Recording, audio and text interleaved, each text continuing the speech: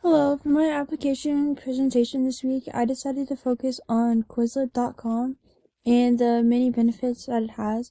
So with Quizlet, you can create study sets, which you can either do practice questions with answers, or you can put terms and definitions, which then you can study them like flashcards, you can play games, or even do a practice quiz.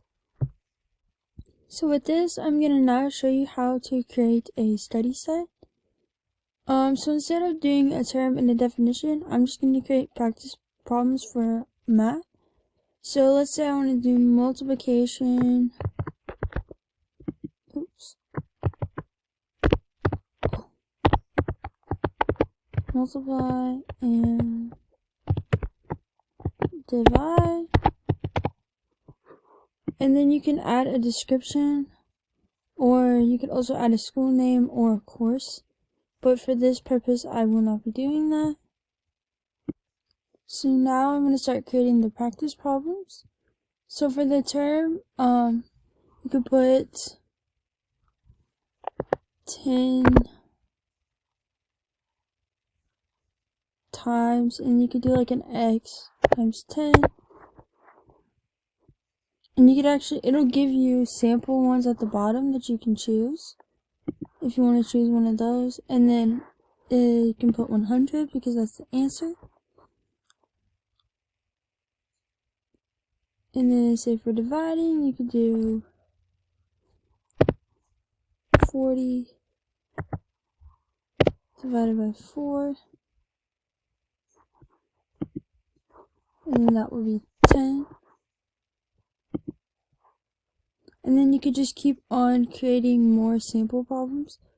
It'll give up to 5 spaces, but you can always add more cards, or you can remove a card by hitting the delete card button.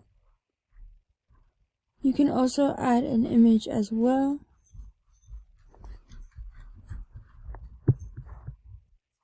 So after you have created all of your cards, you can then click create down here at the bottom, which will create it in a set.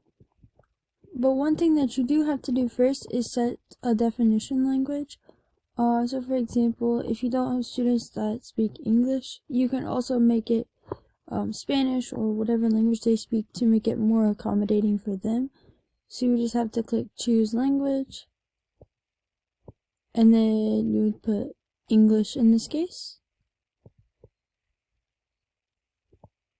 And then you would click create. And then you can either share on this set via email, so if you want to send it to your students via email, or if you want to send it to them via a link, whether you post it on maybe your school site or your school website, you could do that as well. So with this, it'll give you the flashcards, the learn, the test option, and the match option. So this would be the flashcards. So you could say like 10 times 10, that equals 100. Click on it to see if you're correct. Then you could scroll down to the, click the arrow to move to the next card. This would be 40 divided by 4. You'd say, oh, that's 10. Click it, you're correct. Then you would move to the next one, and so forth. Also at the bottom, there is this as well if you just want to see it laid out this way, where it gives the terms and then the definitions, in this case the problems and the answers. You can star a problem, you can edit a problem, you can also add or remove terms, and you can also do audio, so it'll play the audio for that term. Now let's learn the Learn tab. So with this, you can do a quick study to build short-term memory, or you can memorize it all to build long-term memory. So we can click this one, continue, and then just click how well you know the material. And then it's going to have you type in the answer, so I would type in 100, answer, and then say you did not know. So I didn't know what the answer was. You could click did not know, and then you skipped it, and then it would tell you the correct answer. This one you would click 3, and then answer, and so forth. And then this one, you would click 2, 12. When you answer the final one, this screen will pop up saying, "Great job, you're making progress," and then it'll show you which ones you got correct and how many you got correct out of how many terms there were. So in this case, because we did skip one, we got 5 out of 6. You can X out of that. And then there is a test option. So you can, let's see, get rid of this. But you can answer with true and false questions, multiple choice, matching, or written. Let's do, in this case, we can do true or false. And you can, and matching.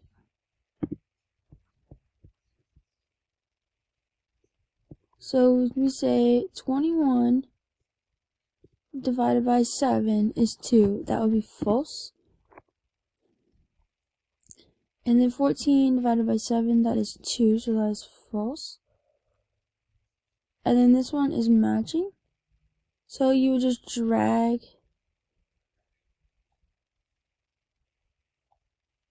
you would click on this and then click the one that matches it.